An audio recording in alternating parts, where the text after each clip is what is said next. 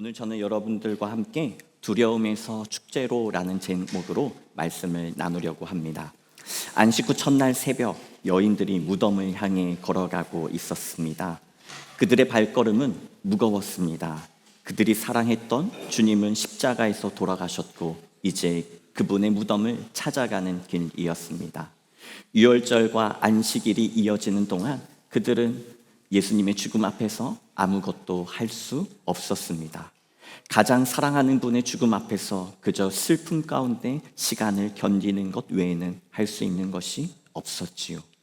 그리고 안식일이 지나고 나서야 비로소 그들은 예수님의 죽음을 기억하기 위해 무덤을 향해 나아갔습니다. 그 여인들은 부활은 생각도 못하고 예수님으로 인하여 새로운 세상이 올 것이라는 희망도 소망도 이미 사흘 전 골고다 언덕에서 다 내려두고 왔던 것입니다. 그런데 여러분, 그들이 향해 가고 있던 그 무덤은 죽음의 무덤이 아니었습니다. 이미 하나님께서 새로운 일을 시작하신 하나님의 사역이 시작된 자리였습니다. 하나님은 그 새벽에 전혀 다른 일을 준비하고 계셨던 것이지요. 이제 곧 우리가 부활의 신앙에 대해 말씀을 나눌 것인데요. 여러분들은 부활의 신앙을 가지고 계십니까? 예수님의 부활, 이것이 정말 사실인가? 이 질문은 불신앙의 표현이 아닙니다. 오히려 부활의 신앙을 진지하게 대하는 사람들이라면 꼭 한 번은 물어야 되는 것이고 이 물음에 대해 답을 하나님께로부터 받아야 합니다. 오늘 우리는 마태복음 28장의 본문을 따라가면서 이 사건이 왜 역사적으로 또 신앙적으로 신뢰하며 우리가 믿을 수 있는 사건인지 살펴보려고 합니다. 첫 번째입니다. 무덤은 비어 있었습니다. 여인들이 무덤에 도착했을 때 큰 지진이 일어났습니다. 주의 천사가 하늘에서 내려와 돌을 굴려내고 그 위에 앉았습니다. 경비병들은 두려워 떨며 죽은 사람처럼 되었고 그들은 당황해서 얼어붙어 버렸습니다. 이 무덤 가운데 그 누구도 예수님을 본 사람은 없었습니다. 왜 예수님의 부활을 통해 우리는 빈 무덤이라고 말을 할까요? 이 무덤은 아무나 접근할 수 있는 곳이 아니었습니다. 고고학적 연구에 따르면 당시 무덤 입구는 홈이 파인 바닥에 수백 킬로그램에 이르는 둥그런 돌을 올려놓습니다. 일반 사람들의 힘으로는 쉽게 움직일 수 없는 돌입니다. 이 돌을 옮기기 위해서는 몇 사람의 힘이 아니라 조직적인 움직임이 필요했습니다. 게다가 그 앞에는 경비병들이 지키고 서 있었습니다. 우리가 잘 알고 있듯이 유대인들은 이렇게 말합니다. 제자들이 예수님의 시체를 훔쳐갔다고요. 만약 제자들이 시체를 훔쳐갔다면 먼저 경비병들을 제압했어야 합니다. 그들이 잠시 졸음이 오는 그 시간에 무거운 돌을 아무 소리 없이 굴려야 했습니다. 경비병들이 한 번에 잠든다는 것도 이해하기 어려울 뿐만 아니라 일부 방심했더라도 무장하지 않은 제자들을 경비병들을 상대로 쉽게 이길 순 없었겠지요. 심지어 우리가 알고 있는 제자들의 모습은 어떻습니까? 부활을 기대하지 않았고요. 예수님께서 십자가에 달리는 그 날, 그 시간에 도망치기 바빴고 숨기 바빴습니다. 그런 제자들이 부활을 이미 알았고 또 준비하면서 예수님의 시체를 가져갔다는 설명은 설득력이 없습니다. 두 번째로 빈 무덤은 예수님을 미워했던 그리고 반대했던 사람들도 인정하는 사실입니다.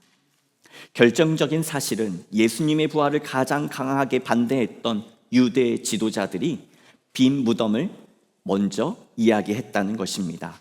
그들의 주장은 바로 앞서 말씀드린 것처럼 제자들이 예수님의 시체를 훔쳐갔다는 것이죠. 그들도 무덤이 비어 있다는 사실 자체를 인정하고 있는 것입니다. 그러니 빈 무덤은 역사적으로 부정되었던 적이 한 번도 없습니다. 여기에서 부활 논쟁에서 핵심은 무덤이 비어 있느냐의 문제가 아닙니다. 어떻게 무덤이 비어 있을 수 있느냐라는 것입니다. 경비병들은 무덤 앞을 지키고 있었고 또 큰 돌이 무덤을 막고 있었는데 어떻게 예수님의 시체가 사라질 수 있는가에 대한 것이죠.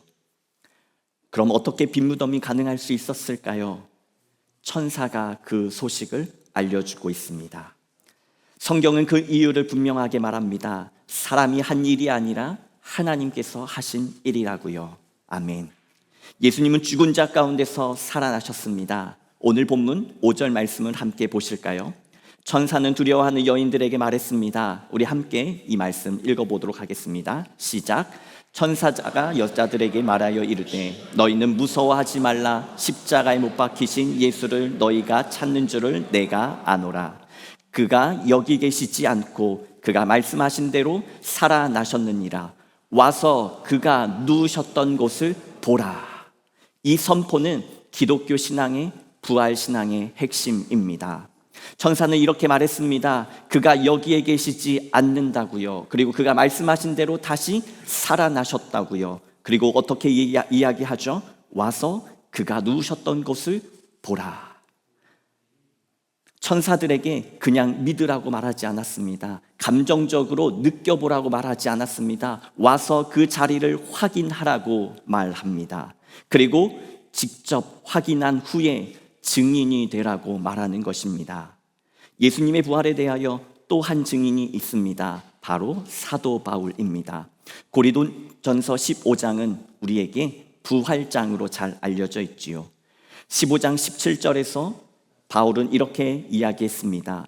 그리스도께서 다시 사신 것이 없으면 너희의 믿음도 헛되고 부활이 없다면 기독교는 존재하지 않는 것입니다. 기독교 신앙 자체가 예수 그리스도의 십자가의 죽음과 부활, 그 믿음의 터전 위에 서 있습니다. 그리고 이것은 믿음으로만 끝나지 않고 바로 기독교의 역사가 되는 것이지요. 부활이 있기에 기독교는 세워졌고 살아있는 것입니다. 특별히 고린도전서를 쓴 사도 바울이 어떤 사람인가를 우리는 기억해야 합니다. 사도 바울은 먼저 예수님을 믿는 사람들을 박해하던 사람이었습니다. 예수님의 부활을 인정하지 않았던 사람입니다. 그런데 그 바울이 고린도전서에서 2번이나 자신이 부활하신 예수님을 보았다고 증언합니다. 먼저는 9장 1절이고요. 그 다음은 15장 8절입니다. 그는 예수 우리 주를 보지 못하였느냐 하고 사람들에게 반문하였고 또 맨 나중에 내게도 보이셨다고 고백합니다. 이 고린도전서를 쓸 당시 많은 사람들이 살아 있었습니다. 사도 바울이 예수 그리스도를 만났는지 만나지 못하였는지 증언해 줄 만한 사람들이 여럿 있었습니다. 그럼에도 불구하고 이 고린도전서 편지가 우리에게 이어져 왔다는 것은 그 내용이 많은 사람들에게, 특히 그 시대를 살았던 사람들이 역사적인 사실을 인정하고 있다는 것에 근거하고 있는 것입니다. 다시 오늘 본문 7절을 보도록 하겠습니다. 천사는 여인들에게 이렇게 말합니다. 또 빨리 가서 그의 제자들에게 이르되 그가 죽은 자 가운데서 살아나셨고 너희보다 먼저 갈릴리로 가시나니 거기서 너희가 배우리라 하라. 빈 무덤은 침묵을 요구하지 않습니다. 빈 무덤은 보여주는 것으로 끝나는 것이 아닙니다. 가서 확인한 후에 복음의 증인으로 많은 사람들에게 이 부활의 소식을 전하라고 요청합니다. 그렇게 빈 무덤은 우리에게 선포를 요구합니다. 그때 여인들이 느꼈던 것은 무엇일까요? 첫 번째는 두려움이었을 것입니다. 예수님의 시체가 사라진 두려움입니다. 그리고 이 일을 받아들일 수 없는 두려움이 있었겠지요. 그런데 점점 시간이 흐르면서 천사의 음성을 듣고 천사의 말을 들으면서 그들의 두려움은 기쁨으로 변화가 됩니다. 그리고 의심에서 확신으로 변화가 되는 것입니다. 결국 이 부활의 복음은 두려움으로 시작했지만 기쁨으로, 축제로 확장되는 것, 그것이 부활 신앙의 핵심입니다. 그렇게 여인들은 부활의 소식을 알리기 위해 제자들을 향해 또 성도들을 향해 뛰어갔습니다. 이 장면이 인상적입니다. 두려움과 기쁨이 동시에 존재하는 그 반응이요. 이것이 바로 부활하신 예수 그리스도를 만나는 사람의 모습입니다. 믿을 수 없는 두려움이 있지만, 의심과 설렘이 있지만, 그러나 시간이 지날수록 완벽하게 나에게 찾아오신 예수 그리스도를 만남으로 느껴지는 확신, 기쁨, 그리고 믿음의 고백까지요. 너무나 크고 놀라운 일 앞에서 인간은 두려움을 느끼게 됩니다. 우리도 종종 우리의 삶에서 믿을 수 없는 사건이, 일이 일어날 때 단 한 가지의 감정이 아닌 여러 가지의 감정이 복합적으로 느끼는 것처럼요. 바로 이 부활을 경험한 성도들이, 특히 이 처음 여인들이 그러했던 것입니다. 예수님이 십자가에 달리셨을 때 제자들은 흩어졌습니다. 그들은 낙담했고 문을 걸어 잠그고 숨어 들어갔습니다.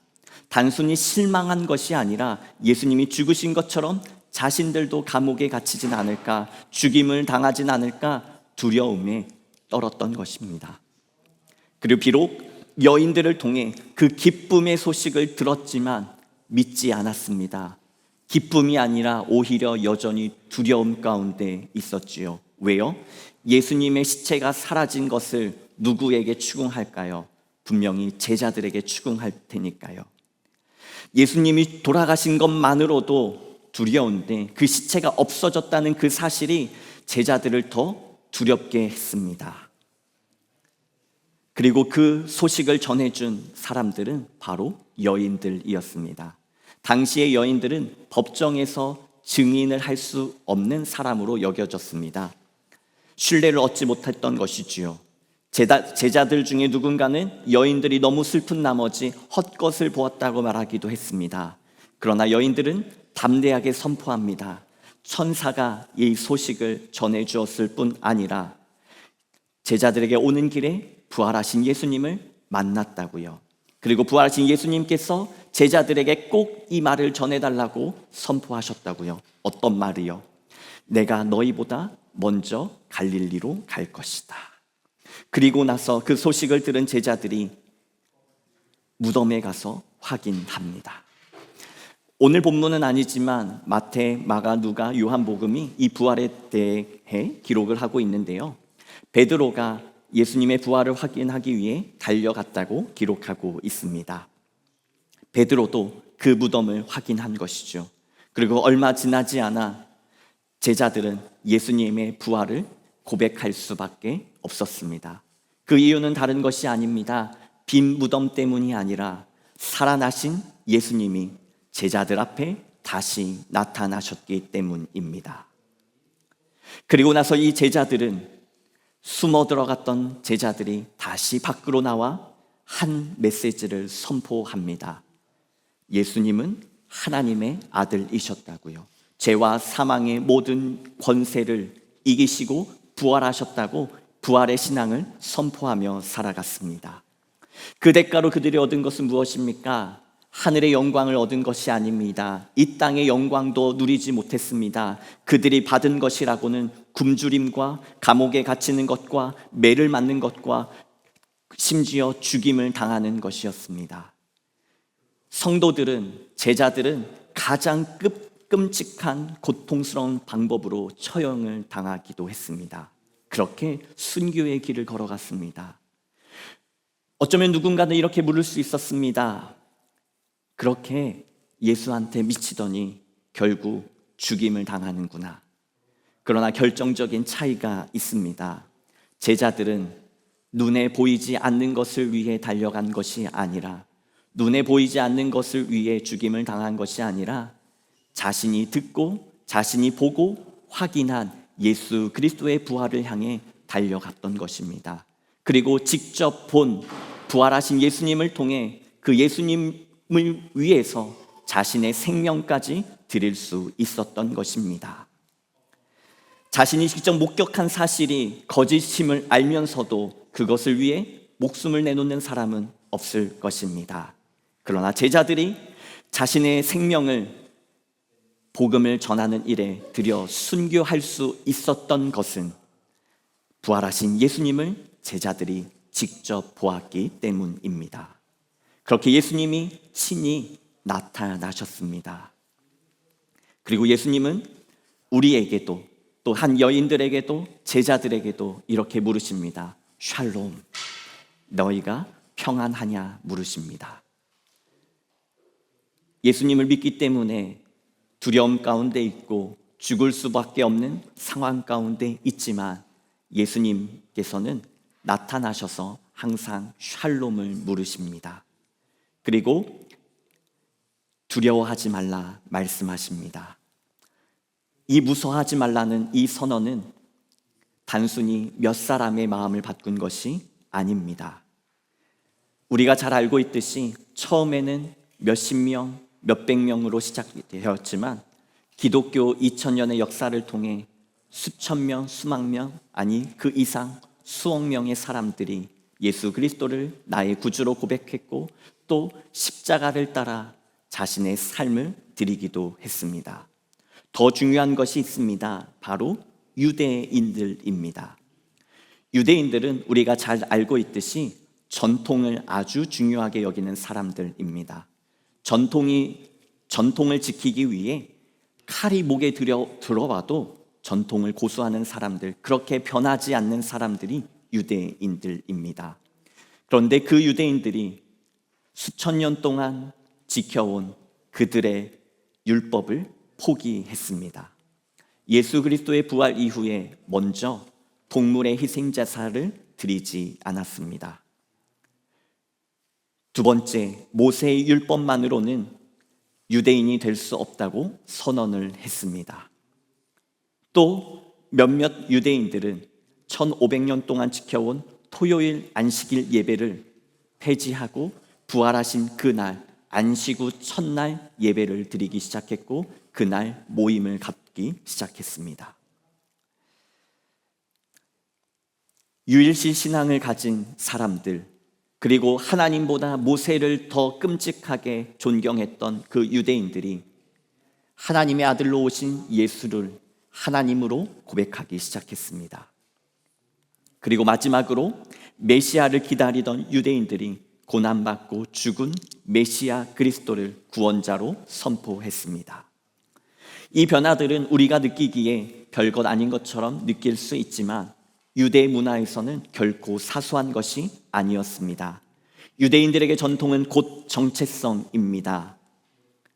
그들은 심지어 율법을 지키기 위해, 전통을 지키기 위해 안식일에 벌어진 전쟁에서 전쟁을 포기한 사람들이었으니까요. 아무런 이유 없이 그 전통을 버리는 것이 불가능한 사람들이 바로 유대인들이었습니다. 그러했던 유대인들 중에 부활을 경험한 사람들, 부활하신 예수님을 만나고 본 사람들은 그 목숨과 똑같은 전통을 버리고 예수님을 구원자로 나의 하나님으로 고백하며 따랐던 것입니다. 역사학자들이 인정하는 유일한 설명이 있습니다. 바로 제자들이 부활하신 예수님을 만났다는 사실입니다.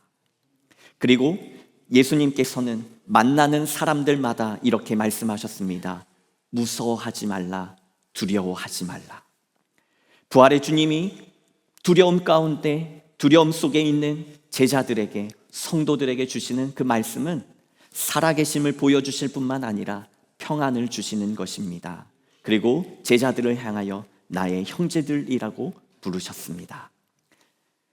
예수님께서 십자가를 지실 때에 가장 끔찍한 절망과 고통 가운데 있을 때 그들을, 그리고 무엇보다 가장 큰 사랑을 보여주신 그 자리에 계실 때 제자들은 예수님을 배신하고 도망갔었지요. 그러나 예수님께서 다시 부활하셔서 제자들을 찾아가신 것은 그들을 향한 심판이 아니라 회복의 선언이셨습니다. 바로 하나님의 아들이심을, 하나님의 구원 사역을 보여주신 것입니다. 우리는 몇 가지 사실을 통해 예수 그리스도의 부활을 다시 바라봅니다. 막혀 있고 누군가 지키고 있던 예수님의 무덤 앞에서 예수님의 시신은 사라진 채 빈 무덤이 되었습니다. 이것은 예수님을 싫어했고 예수님의 하나님의 아들이라고 인정하지 못했던 사람들조차 말하는 사실입니다. 바울을 비롯한 목격자들이 아직 살아있을 때 예수님의 부활을 공개적으로 증언했습니다. 그리고 무엇보다 제자들은 자신이 본 부활하신 예수님을 전하기 위해 죽음도 아깝지 않아 했습니다. 결국 그들의 삶은 두려움이었지만 기쁨으로, 확신으로, 축제로 변했던 것입니다. 부활을 경험한 제자들이 도망쳤던 그 삶에서 기쁨으로 자신의 목숨을 내놓기까지 증인된 삶을 살았습니다. 오늘 우리는 부활의 본문을 읽고 있습니다. 그런데 부활 본문의 특징이 있습니다. 어떤 특징인지 아십니까? 예수님의 몸이 어떻게 살아나셨고 예수님께서 어떻게 시체를 감싸고 있던 세마포를 벗겨내셨는지, 어떻게 돌을 밀어내셨는지, 어떻게 밖으로 나오셨는지 기록하지 않는다는 사실입니다. 그 이유는 다른 것이 아닙니다. 제자들은 그것을 보지 못했기 때문입니다. 제자들이 기록한 것은, 제자들이 선포하고 전하는 것은 그들이 본 것만 기록하고 전했던 것입니다. 빈 무덤을 보았고 부활하신 예수님을 만났습니다. 제자들이 선포하는 것은 딱 그 두 가지인 것입니다. 천사들의 말처럼 와서 보라 하신 대로 제자들은 부활하신 예수님의 빈 무덤을 보았습니다. 그리고 길을 가던 중에 부활하신 예수님을 만났습니다. 그러면 저는 여러분들께 여쭤보고 싶습니다. 여러분들은 부활하신 예수님을 만나셨습니까? 이 모든 것을 단순한 신화나 착각으로 설명하는 것이 오히려 더 큰 믿음이 필요할지도 모릅니다. 그날 새벽 여인들이 경험한 것은 환상이 아니었습니다. 역사적 사건이었습니다. 예수님은 실제로 죽으셨고 무덤에 장사되셨고 3일 만에 다시 살아나셨습니다. 그리고 그 부활이 오늘 우리에게 말씀합니다. 예수님의 죽음은 끝이 아닙니다. 그리고 그 십자가는 절망이 아닙니다. 오히려 그를 믿는 모든 자들에게 영원한 생명을 주시려는 하나님의 사랑입니다. 그 하나님의 사랑을, 구원을 목격한 여인들처럼 예수님을 만나고 경험하며 영적인 임재 가운데 살아가는 저와 여러분 되시기를 주님의 이름으로 축복합니다. 무서워하지 말라는 그 주님의 말씀을 붙들고 부활의 복음을 간직하며 달려가는 우리 모두가 되기를 소망합니다. 부활의 소식을 가지고 세상 속에서 기쁨과 축제로 그 믿음을 살아내는 부활의 증인 되시기를 주님의 이름으로 축복합니다. 부활은 과거의 사건이 아니라 오늘 우리를 만나주시는 예수 그리스도와의 만남이며 또한 우리 모든 성도들이 살아내야 할 복음의 능력입니다. 기도하겠습니다.